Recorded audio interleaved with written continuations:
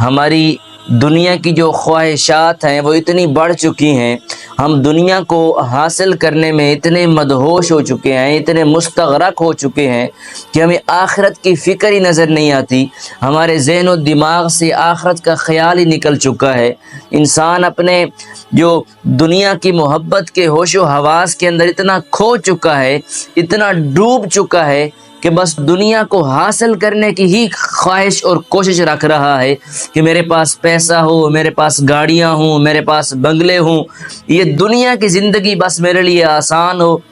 دنیا کے اندر رہ کر میں آسانیاں حاصل کروں، اللہ رب العزت مجھے ہر آسائش عطا کرے، ہر چیز مجھے عطا فرمائے۔ تو انسان کی جو خواہش ہے وہ صرف دنیا تک ہے،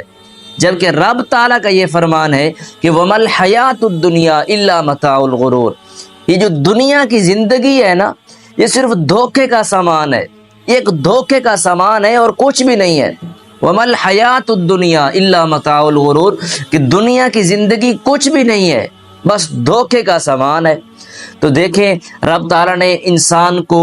جان سے نوازا، انسان کو خوبصورت صحت عطا فرمائی، انسان کو جو ہے وہ ہاتھ پاؤں آنکھ ناک ٹانگیں ہر چیز باصیت عطا فرمائی، انسان کے اندر صلاحیت رکھی، انسان کو جو ہے وہ بہترین ذہن عطا فرمایا، بہترین دل عطا فرمایا، ہر آسائش سے، جسمانی آسائش سے اللہ رب العزت نے انسان کو نوازا۔ اور اس کے بعد جب انسان کو ان ساری جسمانی آسائش سے نواز دیا تو پھر رب تعالیٰ نے انسان کو مال و متاع عطا فرمایا، انسان کو بہترین گھر عطا فرمایا، انسان کو بہترین کوٹھی بنگلے، انسان کے دل کی ہر خواہش کو پورا فرمایا۔ تو یہ رب تعالیٰ کے سارے احسانات ہیں کہ جب اللہ ہمیں دینے پہ آ جاتا ہے، اللہ ہم پر اپنی عطا جو ہے وہ وافر فرما دیتا ہے، ہمیں جب کچھ زیادہ ملنے لگتا ہے تو ہم سے برداشت نہیں ہوتا، ہم اس زیادہ کی محبت میں آ کر، اس دنیا کی محبت میں آ کر رب تعالیٰ کی اس آخرت کو بھول جاتے ہیں